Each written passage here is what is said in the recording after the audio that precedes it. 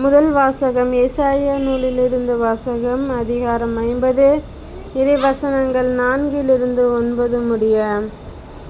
நலிந்தவனை நல்வாக்கால் ஊக்குவிக்கும் அறிவை நான் பெற்றிட, ஆண்டவராகிய என் தலைவர் கற்றோனின் நாவை எனக்கு அளித்துள்ளார்.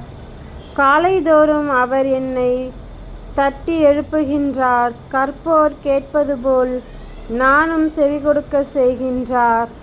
ஆண்டவராகிய என் தலைவர் என் செவியை திறந்துள்ளார். நான் கிளர்ந்தெழவில்லை, விலகிச் செல்லவும் இல்லை. அடிப்போர்க்கு என் முதுகையும் தாடியையும் பிடுங்குவோர்க்கு என் தாடையையும் ஒப்புவித்தேன். நிந்தனை செய்வோருக்கும் காரி உமிழ்வோருக்கும் என் முகத்தை மறைக்கவில்லை. ஆண்டவராகிய என் தலைவர் துணை நிற்கிறார். நான் அவமானம் அடையேன். என் முகத்தை கற்பாறை ஆக்கிக் கொண்டேன். இழிநிலையை நான் அடைவதில்லை என்றறிவேன். நான் குற்றமற்றவன் என எனக்கு தீர்ப்பு வழங்குபவர் அருகிலுள்ளார். என்னோடு வழக்காடுபவன் எவன்? நாம் இருவரும் எதிரெதிரே நிற்போம். என் மீது குற்றஞ்சாட்டுபவன் எவன்? அவன் என்னை நெருங்கட்டும். இதோ ஆண்டவராகிய என் தலைவர் எனக்கு துணை நிற்கிறார். நான் குற்றவாளி என தீர்ப்பிட யாரால் இயலும்?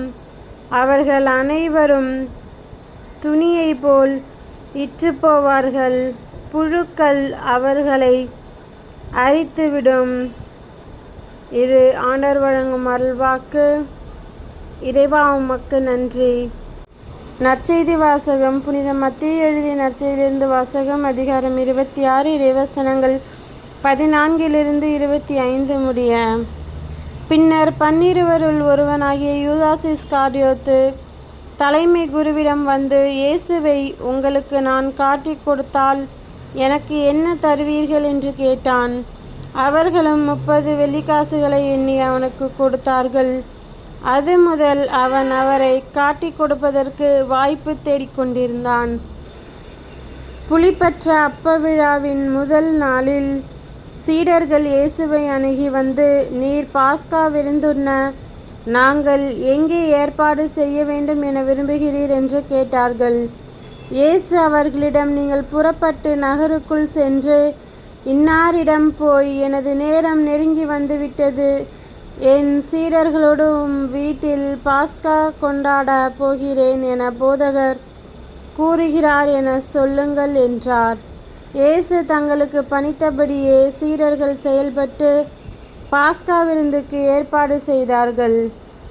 மாலை வேளையானதும் அவர் 12 பந்தியில் அமர்ந்தார்.